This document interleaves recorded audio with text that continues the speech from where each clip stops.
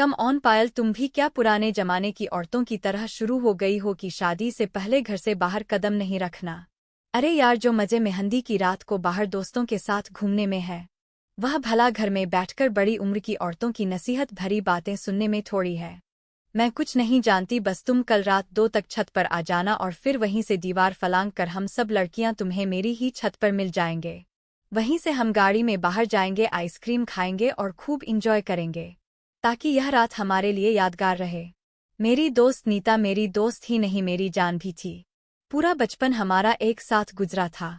मोहल्ले में रहने वाली सारी लड़कियों की आपस में बहुत अच्छी दोस्ती थी। उनमें से कुछ की शादी भी हो चुकी थी और जिसकी भी शादी होती थी, हम मेहंदी की रात ऐसे ही उसे अपने साथ ले जाते, आइसक्रीम खाते और खूब ढेर सारी मस्ती करके वापस आ जाते थे, ताकि यह रात हमें याद रहे। लेकिन मेरी फैमिली बहुत ज़्यादा एडवांस सोच नहीं रखती थी, इसलिए मेरी माँ ने तो शादी के 10 दिन पहले ही मुझ पर पाबंदियां लगा दी थी कि खबरदार, जो तुमने बाहर जाने का नाम भी लिया, यह सब शादी से पहले ठीक नहीं होता। बल्कि मेरी माँ तो मुझे कमरे से भी बाहर नहीं निकलने देती थी।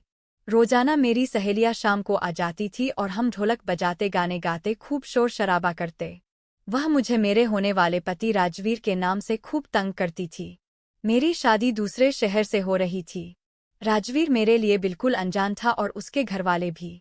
शादी को अभी 10 दिन बाकी थे कि मेरी सास ने आकर कह दिया था कि उनके यहाँ मेहंदी की रस्म नहीं की जाती। वह लोग इस रस्म को सही नहीं मानते, क्योंकि फिर इस रस्म में लड़के लड़कियों का बेहुदा डांस उन्हें पसंद नहीं था। हालांकि मैं अपने घर में सबसे छोटी थी, इसलिए बड़े सब बहन भाइयों ने कहा था कि हमने पायल की शादी पर अपने सारे अरमान पूरे करने हैं।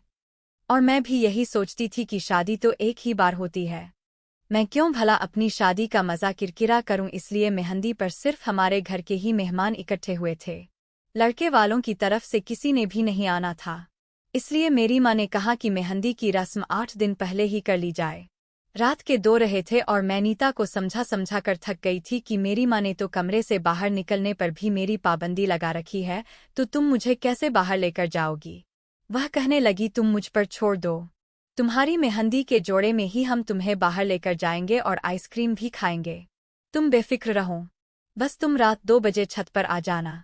और फिर यही हुआ था। मेहंदी का हंगामा रात के 1 बजे तक जारी रहा। उसके बाद सभी थककर अपने कमरों में जाकर गहरी नींद सो चुके थे। जैसे ही रात के 2 बजे नीता की कॉल आ गई थी कि हम सब लड़कियां छत पर मौजूद हैं, बस तुम जल्दी से ऊपर आओ। मैंने उस वक्त अपनी मेहंदी का पीले रंग का लहंगा पहन रखा था। फूलों का जेवर तक मुझे उतारने की अनुमति नहीं दी थी। मेरी हमजोलियां कहने लगी कि सजी संबरी ही आना। हल्का फुल्का मेकअप भी मैंने कर रखा था। मैंने अपने कमरे का दरवाजा खोला तो सन्नाटा छाया हुआ था। सब लोग थक चुके थे, इसलिए सो रहे थे। मैं दबे कदमों से चलती हुई छत की तरफ आई। धीरे धीरे सीढ़ियां चढ़ती। जैसे ही छत पर पहुंची, मेरी सारी अफलातून सहेलियां छत पर मौजूद थी। मुझे देखकर दबी दबी हंसने लगी। मैंने घबरा कर अपने होठों पर उंगली रखी और उन्हें खामोश रहने का इशारा किया था। फिर मैं इसी लहंगे में दीवार कूदकर नीता की छत पर आ गई थी। वहीं से हम धीरे से सीढ़ियां उतरते हुए नीचे आ गए। नीता की छत की सीढ़ियां बाहर आंगन में मौजूद थी, घर के अंदरूनी हिस्से में नहीं। और वहीं से मेन गेट करीब भी था। गाड़ी पहले ही नीता ने मेन दरवाजे के बाहर खड़े कर ली थी। हम बिल्कुल सावधानी से कदम उठाते हुए मेन गेट तक पहुंचे थे। मेन गेट की चाबी नीता के पास मौजूद थी। हम अगले ही पल गाड़ी में बैठ चुके थे। गाड़ी के ड्राइविंग नीता ने ही की थी। हम 4 सहेलियों थी। मुझे नीता ने अपने साथ फ्रंट सीट पर बिठाया था। रात के 2 बजे हमारी गलियों में तो सन्नाटा मचा हुआ था, लेकिन बाजार खुले हुए थे और दिल्ली में तो वैसे भी देर तक बाजार खुले ही रहते हैं। हम लोग मार्केट में पहुंचे तो ज्यादातर दुकानें बंद हो चुकी थी, बस कुछ ही दुकान खुली हुई थी। एक आइसक्रीम पार्लर पर जब हम दाखिल हुए तो वह कहने लगा, टाइम खत्म हो चुका है, इसलिए माफी मांगते हैं, आप लोग यहाँ से जा सकती हैं। लेकिन हमने उसकी विनती की कि प्लीज हमें आइसक्रीम खाने दो। नीता कहने लगी, हमारा नहीं तो दुल्हन का ही ख्याल कर लो, जो घरवालों से छुप कर आइसक्रीम खाने आई है। इस बात पर सब लड़कियां हंसने लगी। वह पार्लर वाला भी मुस्कुराने लगा, कहने लगा, बोला चले आ जाएं। हम सब अंदर गए। पूरा पार्लर खाली था सिवाय एक टेबल के।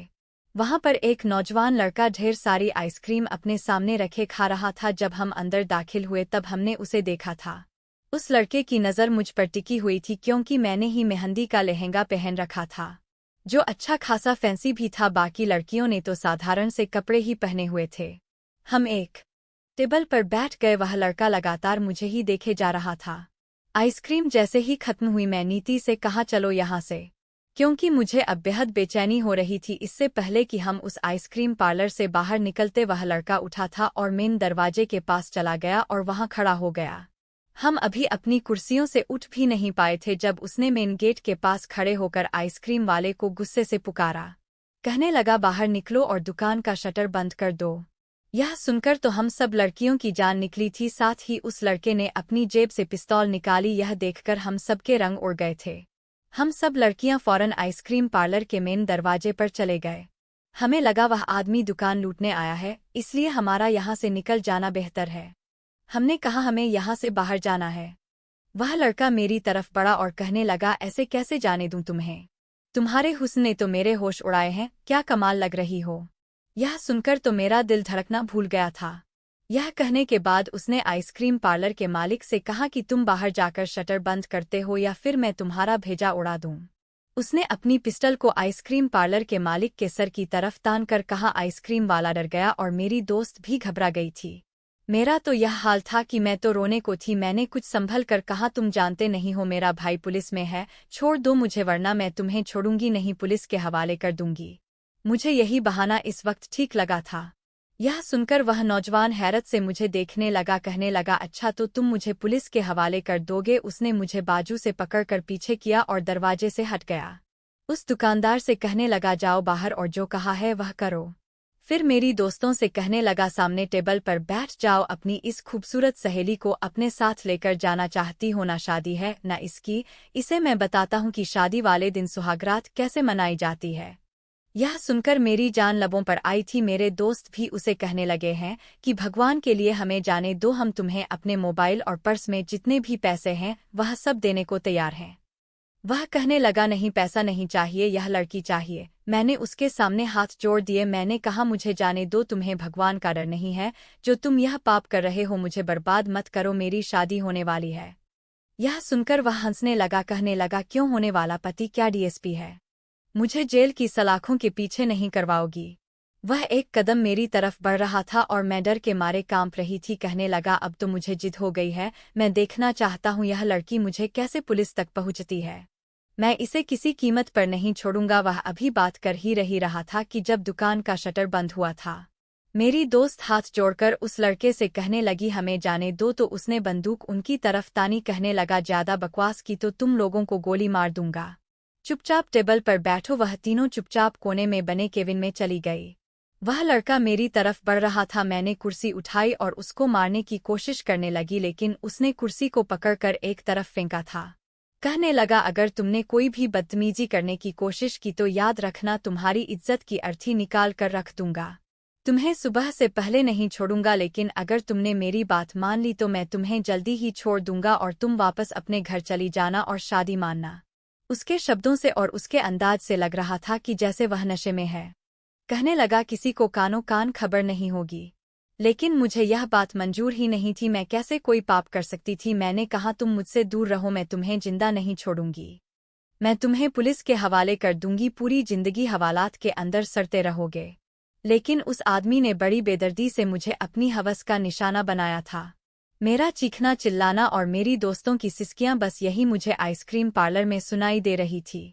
अपनी ख्वाहिश पूरी करने के बाद वह लड़का कहने लगा, अगर तुम यह सब कुछ शराफत से करने देती तो मैं तुम्हें छोड़ देता, लेकिन अब मैं तुम्हारी कमर पर एक ऐसी निशानी लगाऊंगा कि तुम्हारा पति शादी की रात ही उसे देखकर तुम्हारी हकीकत जान जाएगा। यह कहने के बाद उसने अपनी जेब से कोई नुकीली चीज निकली थी। मैं उस वक्त वैसे भी बिल्कुल बेजान हो चुकी थी। उस आदमी ने मुझे अपने जुनून का निशाना बनाया था। मेरे अंदर इतनी हिम्मत नहीं थी कि मैं अपना बचाव कर सकती। उसने मेरी कमर पर न जाने क्या लिखा था कि मैं दर्द से बिलबिला उठी थी। उसके बाद वह मेरी दोस्तों से कहने लगा, जाओ ले जाओ इसे। मेरे दोस्त मुझे गाड़ी तक लेकर गई थी। मुझे यहाँ आने पर अब पछतावा हो रहा था। काश कि मैंने अपनी माँ की बात न टाली होती, अपने दोस्तों की बात न मानती, रात के समय अपनी मेहंदी के जोड़े में बाहर न जाती। मेरी तो दोस्त भी अब बुरी तरह रो रही थी और मुझसे माफी मांग रही थी, लेकिन मैं चुपचाप गुमसुम बैठी हुई थी। अब सुबह के 4:30 चुके थे। नीता की छत से ही मैं अपनी छत पर गई और अपने कमरे में आ गई और फिर अपनी किस्मत पर फुट-फुट का रोने लगी। मेरे दिल से अब उस लड़के के लिए बद्दुआ निकल रही थी, लेकिन कसूर तो मेरा भी था। मुझे इस समय जाना ही नहीं चाहिए था। सुबह तक मुझे तेज बुखार हो चुका था। मेरी माँ यह देखकर परेशान हो गई। उन्हें लगा बुखार की वजह से मेरी ये हालत हुई है। यह दिन मेरे बड़े ही तकलीफ में गुजरे थे। नीता ने कहा था कि तुम किसी से कुछ मत कहना, किसी को कुछ भी पता नहीं चलेगा और वैसे भी कुछ ही दिन में तुम्हारी शादी हो जाएगी। लेकिन भला मैं यह बात अपने पति से कैसे छुपा सकती थी? और फिर मेरी इज्जत दागदार करने के बाद उस आदमी ने न जाने मेरी कमर पर क्या लिखा था कि मेरा पति पहली रात ही मेरी हकीकत जान जाता। मेरी शादी होने वाली थी, लेकिन मेरी रंगत बिल्कुल पीली पड़ चुकी थी। मैं हर वक्त रोती रहती। मेरी माँ मुझे बजे पूछती तो मैं यह कह रही थी कि आप लोगों से जुदा होने का गम है, लेकिन गम तो कुछ और ही था। मैं जानती थी अगर मेरे पति को पहली रात ही सब पता चल गया तो वह मुझे तलाक दे देगा। फिर मैं अपने घरवालों क्या जवाब दूंगी? फिर मेरे घरवाले मुझे ही भला बुरा कहेंगे कि तुमने हमारी ना कटा दी, हमारी इजाजत के बगैर रात को क्यों गई। हालांकि मेरी दोस्तों का यही प्रोग्राम था कि मेहंदी के बाद भी वह शादी तक रोजाना आएंगे और तुम्हारा दिल बहलाने की कोशिश करेंगे। किसी को शक नहीं होगा, लेकिन सन्नाटा तो मेरे दिल के अंदर था जो किसी पल कम नहीं होता था। उस लड़के के लिए मेरे दिल से हर पल बद्दुआ निकला करती थी। भगवान करे वह मर जाए या उसके साथ कुछ ऐसा हो कि वह पूरी जिंदगी तड़पता रहे, तकलीफ बर्दाश्त करता रहे, रोए, मौत मांगे, लेकिन उसे मौत ना मिले। मैं जितनी बद्दुआ है उसे दे सकती थी, दे रही थी। उस लड़के ने मेरी जिंदगी बर्बाद करके रख दी थी। मैं जानती थी कि मेरी शादी का अंजाम क्या होने वाला है। जैसे जैसे मेरी शादी के दिन करीब आ रहे थे मुझ पर एक डर सवार था। शादी के दिन भी दुल्हन बनी बैठी मैं डर के मारे कांप रही थी। सब लोग हंस रहे थे, बातें कर रहे थे, मेरी तारीफें कर रहे थे, लेकिन मैं चुप थी। हालांकि मैं राजवीर को पहले नहीं देखा था, बस एक बार उसकी तस्वीर देखी थी। शादी से कुछ दिन पहले तक मुझे अपने पति को देखने का बहुत शौक था। मैं दिन गिनती थी अपनी शादी के, लेकिन आज मैं चाहती थी कि यह सारा मंजर मेरी आंखों के सामने से गायब हो जाए, या फिर वह हादसा कोई सपना बन जाए, उसका हकीकत से कोई लेना देना ना हो। लेकिन मेरे बस में कुछ भी नहीं था। विदाई के समय भी मैं मरे मरे कदमों से अपने घर से विदा हुई थी। गाड़ी में मेरी दोनों ननंद मेरे बराबर में बैठी हुई थी और मेरे साथ हंसी मजाक कर रही थी, लेकिन मेरे चेहरे से मुस्कुराहट गायब थी। मैं अपने ससुराल पहुंची तो मुझे मेरे कमरे में बिठाया गया। उस वक्त मेरा दिल यूं था जैसे डर के मारे बंद हो जाएगा। मेरा जी चाहा कहीं से मुझे जहर मिल जाए और मैं खाकर मर जाऊं। क्या जवाब दूंगी मैं अपने पति को? मैं ना तो पवित्र थी और ना ही उसके लायक थी। इसलिए सोचा अपनी आंखें बंद करके सारी हकीकत अपने पति को बता दूं। फिर मुझे अपने समाज का रवैया याद आने लगा। ऐसी लड़कियों के बारे में कोई भी सच नहीं मानता, बल्कि उसी को बदनाम करके धक्के देखकर निकाल दिया जाता है। मेरा पति भला क्यों ऐसी लड़की के साथ जिंदगी गुजारेगा जो पहले से ही दागदार हो? और मैं यह भी नहीं कह सकती थी कि उसमें मेरा कोई दोष नहीं था। मेरा दोष बस यह था कि मुझे रात के समय बाहर नहीं जाना चाहिए था। मैं यही सोच रही थी कि तभी कमरे का दरवाजा खुला। राजवीर अंदर दाखिल हुआ था। मैंने एक नज़र उसे देखा, काफी सीरियस नौजवान लग रहा था। बड़ी खामोशी से आकर मेरे सामने बैठ गया। मैं अपने अंदर यह हिम्मत जमा करने की कोशिश कर रही थी कि उसे सच बता दूं, फिर चाहे वह मुझे जो मर्जी सजा दे, मैं उस सजा को स्वीकार कर लूंगी, लेकिन उसके साथ धोखेबाज रिश्ता नहीं निभा सकती। लेकिन मेरे कान में बार बार अपने दोस्त की बातें गूंज रही थी, जो कह रही थी कि अपने पति को कभी भी इस हादसे के बारे में मत बताना, वह कभी भी तुम्हारी बात का विश्वास नहीं करेगा। इसे एक हादसा समझकर भूल जाना, हो सकता है कि उसे कभी पता न चले और तुम्हारी जिंदगी से यह कांटा निकल जाए। लेकिन अगर तुमने उसे सच बता दिया तो मुमकिन ही नहीं कि तुम्हारी जिंदगी में बाहर आए। फिर सिवाय उदासी और बदनामी के कुछ नहीं मिलेगा। मेरा मन समझ नहीं पा रहा था कि क्या फैसला करे। क्या नीता की बात मान लूं या वह करूं जो मेरा दिल कह रहा है? मेरा दिल कह रहा था कि झूठ मत बोलो, सच बता दो, लेकिन मेरी जबान कुछ भी बोलने के लिए तैयार ही नहीं थी। मेरे दिमाग में सारे शब्द गुड़मुड़ हो चुके थे।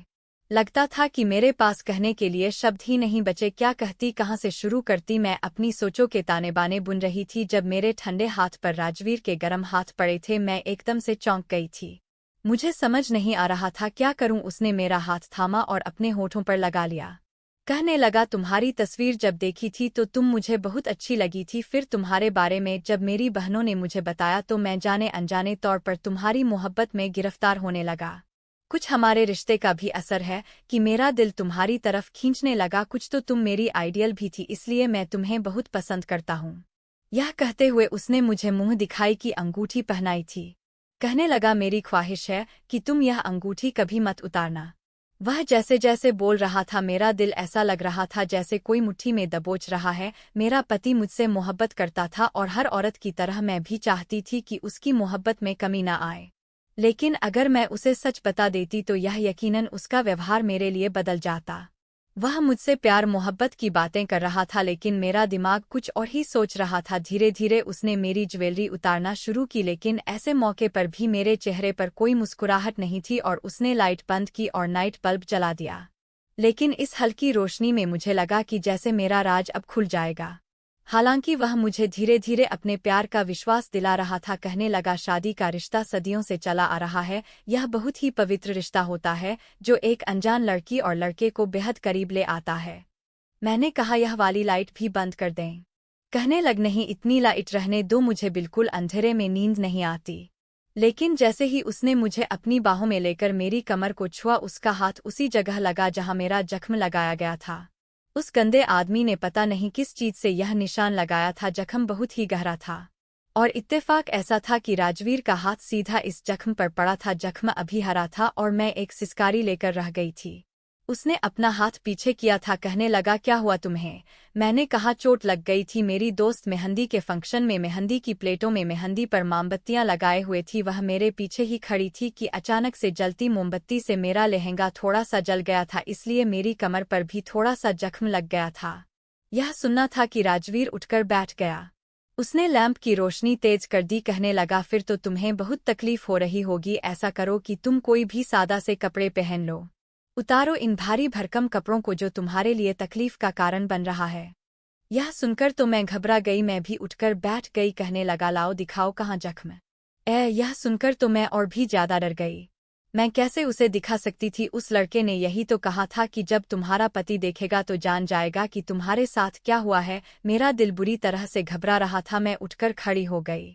मैंने कहा, मैं कपड़े बदल कर आती हूँ। मैंने जल्दी से अलमारी से सादा सा ड्रेस निकाला और बाथरूम में चली गई।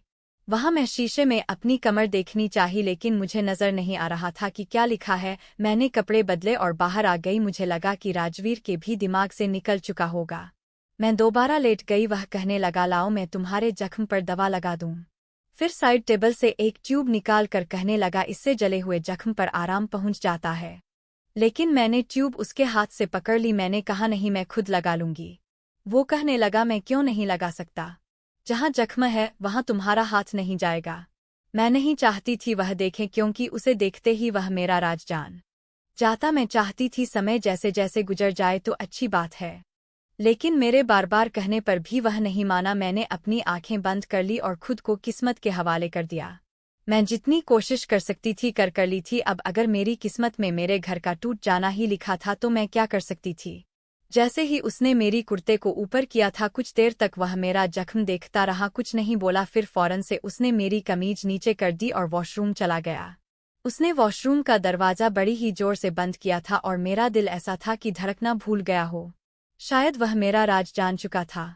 मुझे वॉशरूम से पानी गिरने की आवाज आ रही थी। शायद वह वॉशरूम से आते ही मुझे धक्के मारकर कमरे से निकाल देगा, मेहमानों में शोर मचा देगा और मेरे घर वालों को बुलाकर उन्हें अपमानित करेगा, मुझसे मेरी बदकिरदारी की वजह पूछेगा। मेरा जी चाहा काश कि मुझे इसी पल मौत आ जाए, लेकिन मैंने देखा कि वह वॉशरूम से बाहर आया तो उसकी आंखें लाल थी। वह बाहर आया और साइड टेबल से पानी की बोतल उठाई और 2-3 घूंट पीकर वह कमरे में बने छोटे से मंदिर में चला गया। मेरा दिल अभी डर के मारे कांप रहा था कि पता नहीं आगे क्या होने वाला है।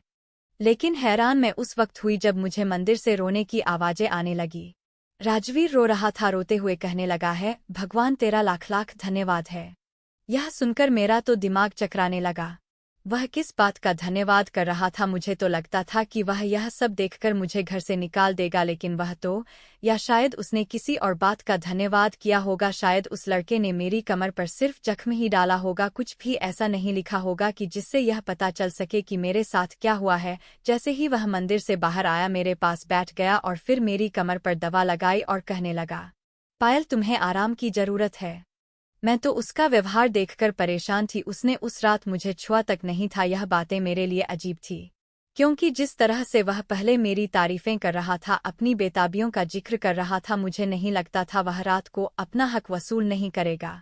लेकिन उसने मुझे हाथ तक नहीं लगाया। मैं जितना इस बारे में सोच रही थी, उलझती जा रही थी।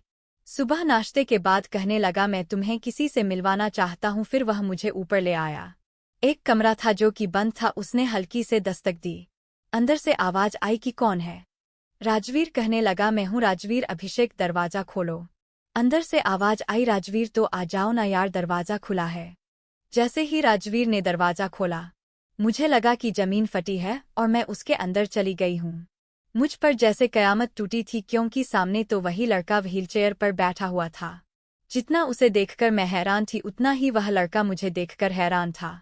मेरा दिल तो यह था कि धड़कना भूल गया था। मैं फौरन से पलट गई। मैं बाहर जाने लगी जब राजवीर ने मेरा बाजू पकड़ा। कहने लगा, यह मेरा छोटा भाई है, मिलोगी नहीं इससे।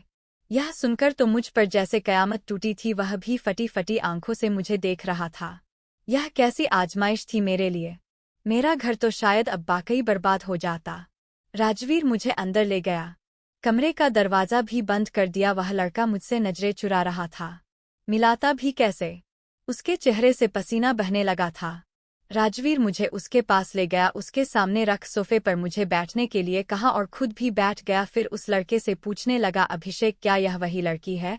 यह सुनना था कि मेरी जान निकली थी, तो क्या वह यह सब जानता था? अभिषेक ने नजर नहीं उठाई थी, हालांकि इशारे से हमें सर हिलाया था और साथ ही फुट फुट कर रोने लगा। कहने लगा, मुझे माफ कर दो, मैंने तुम्हारे साथ बहुत बड़ा जुल्म किया था, लेकिन देखो मुझे इसकी कितनी बड़ी सजा मिली है। कहने लगा, उसे रात मेरे दोस्तों ने मुझे शराब पिला दी थी और अगर मैं ऐसे ही अपने घर चला आता तो मेरी माँ को पता चल जाता है, इसलिए मैं आइसक्रीम पार्लर पर जाकर ढेर सारी आइसक्रीम मंगवाई और खाने लगा। लेकिन जब मैं तुम्हें वहाँ अपनी दोस्तों के साथ आते देखा तो तुम्हारे हुस्न को देखकर मुझ पर शैतान सवार हो गया था। मैं कभी कभी शराब पी लिया करता था, लेकिन मेरे घरवालों को इसकी खबर नहीं थी सिवाय राजवीर के, क्योंकि मैं उससे कुछ नहीं छुपाता था। वह मुझे हमेशा रोकता था कि यह मत किया करो। मैं कहता, छोड़ दूंगा, बस शौक है, कुछ साल अपना शौक पूरा करने के बाद छोड़ दूंगा। लेकिन तुम्हें देखने के बाद एक तो शराब का नशा, ऊपर से शैतान सवार, फिर तुम्हारी धमकी ने मुझे और भी गुस्सा दिला दिया। मैं तुम्हें वहां आइसक्रीम पार्लर में बर्बाद करने के बाद जब अपनी बाइक पर सवार होकर घर आ रहा था तो रास्ते में मेरा एक्सीडेंट हो गया और मैं हमेशा हमेशा के लिए अपनी एक टांग खो चुका हूँ। यह कहकर वो फूट फूट कर रोने लगा। कहने लगा, मैंने राजवीर से कहा कि मुझे उस लड़की की बद्दुआ लग गई है, मैंने उसके साथ अच्छा नहीं किया। कुछ दिन बाद उसकी शादी थी, उसके पति ने सच जान लिया तो उसको छोड़ देगा, उसकी जिंदगी बर्बाद हो जाएगी। बस एक बार मेरी खातिर उसे लड़की को ढूंढ लो। मैं राजवीर को बता रखा था कि मैं उस लड़की की पीठ पर एक्स का निशान बना दिया है। मैं तो बस हैरान सी आंखें फाड़े उसे देख रही थी। राजवीर कहने लगा, पायल, जो कुछ हुआ उसमें तुम्हारा कोई दोष नहीं है। वह बस एक हादसा था और तुम्हारे साथ गलत करने वाला मेरा ही बेगैरत भाई था। लेकिन यह मेरा भाई है, इसलिए इसे जान से नहीं मार सकता हूँ। वैसे भी यह आधा मर चुका है, सारी जिंदगी इसे अपाहिज बनकर गुजारनी है। इसलिए मेरी तुमसे विनती है कि तुम इसे माफ कर दो। मैंने कहा, माफ कर दूं? कैसे माफ कर दूं? क्या माफ करना इतना आसान होता है? मैं फूट फूट का रो रही थी। मैंने कहा, तुम्हें नहीं पता, इसने मेरी रूह तक को घायल किया है। मुझे पता होता है यह तुम्हारा भाई है तो मैं तुमसे कभी भी शादी ना करती। तुम बेशक मुझे छोड़ दो, लेकिन इस आदमी के लिए मुझसे माफी मत मांगो। यह कहकर मैं कमरे से बाहर निकल गई थी। तेजी से सीढ़ियां तय करके अपने कमरे में चली गई और रोने लगी। यह कैसी आजमाइश थी? अगर यह राजवीर का भाई ना होता तो क्या राजवीर मुझे स्वीकार करता? मैं आप लोगों से पूछती हूँ, क्या अगर अभिषेक राजवीर का भाई ना होता तो क्या वह मुझे स्वीकार करता? क्या माफ करना कर देता? आप लोगों ही मुझे बताएं, क्या मुझे अभिषेक को माफ करके राजवीर के साथ जिंदगी में आगे बढ़ जाना चाहिए?